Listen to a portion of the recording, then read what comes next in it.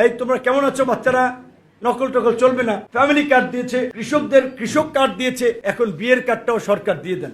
সবকিছু নিয়ে তো হাস্যরস করা, তুচ্ছ তাচ্ছিল্য করা, এটা অসুস্থ মানসিকতা।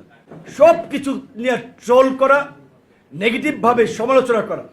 যেমন ধরেন শিক্ষামন্ত্রী, সে সিনিয়র মানুষ, আমার বাপের কাছাকাছি বয়স, সে বলছে তার বাচ্চাদেরকে অ্যাড্রেস করে, এই তোমরা কেমন আছো বাচ্চারা, নকল টকল চলবে না।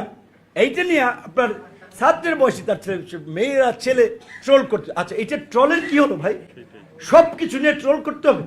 একটা মিনিস্টার, সে তার সন্তানের মতো ছেলে মেয়েদের উদ্দেশ্যে একটা বার্তা দিচ্ছে, সিরিয়াসলি তো রিসিভ করতে পারেন।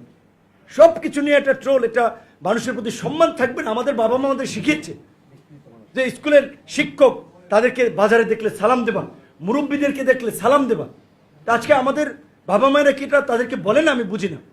তারপরে আপনারা দেখেন যে কার্ড, এই যে সরকার কার্ড দিচ্ছে, ফ্যামিলি কার্ড দিয়েছে, কৃষকদের কৃষক কার্ড দিয়েছে, অনেক রকমের নেতিবাচকভাবে কি আবার যে এখন বিয়ের কার্ডটাও সরকার দিয়ে দেন। সব কিছু নিয়ে তো হাস্যরস করা, তুচ্ছ তাচ্ছিল্য করা, এটা অসুস্থ মানসিকতা।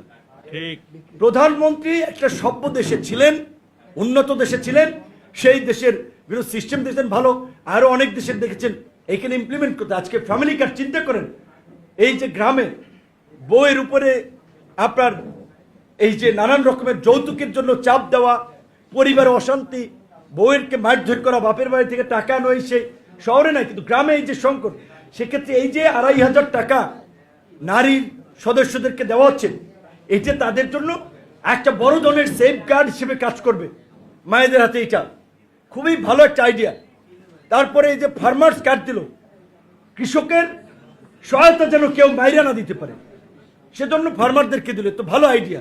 সরকার যেটা নিয়েছে, স্কুলের বাচ্চাদের জন্য, আপনার শহরের বাচ্চারা স্কুল ড্রেস পরে ভালো লাগে দেখলেও, তো ছোট বাচ্চারা ড্রেস পরে, জুতা পরে, ব্যাগ নিয়ে যায়, গ্রামেও সরকার দিতে চাচ্ছে, তো ভালো আইডিয়া।